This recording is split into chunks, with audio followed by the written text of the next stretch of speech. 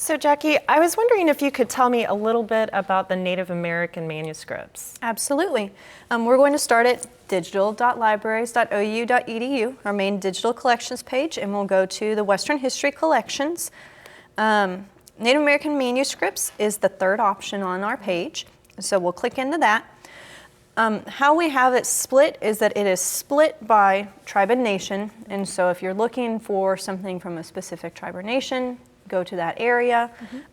We have some areas with more digital content than others. Okay. Just because we have only maybe finding aids listed, that doesn't mean we don't have anything. It just hasn't been digitized yet. Okay. So keep that in mind. Let's go to Choctaw. Okay. Just because we do have quite a few Choctaw collections that we have digitized. And so Liz clicked on Browse beside Choctaw. When you do that, it actually will search all of our digitized Choctaw collections. Okay. If you just clicked on one of those collection names and then did a search, it would just search that collection. So this way we get a broader search. Okay. Let's search for, we're going to just do a regular search, and let's just search for war. Okay. In the regular search box, we're just going to look for war.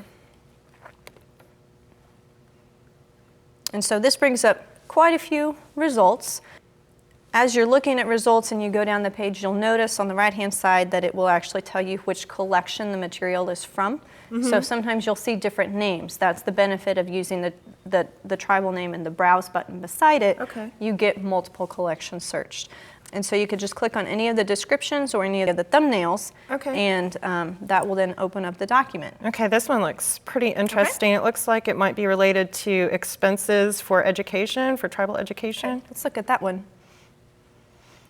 And so with this, it's nice. It actually tells you what the document is in pretty bold type up at the top as well.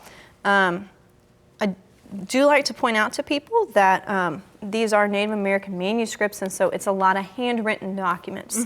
So just keep that in mind when you're doing a search, is that might take a little bit longer to read if you're not used to reading handwriting. Okay. But the perk is that you actually know, okay, someone hasn't gone through and they might have mistyped something. It's the original document. And so these, again, they're downloadable, they're printable, anybody can access them.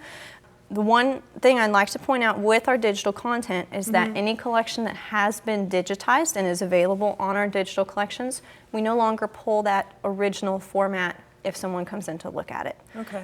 If there's a problem with the scan or the image, we could definitely get that fixed. Okay.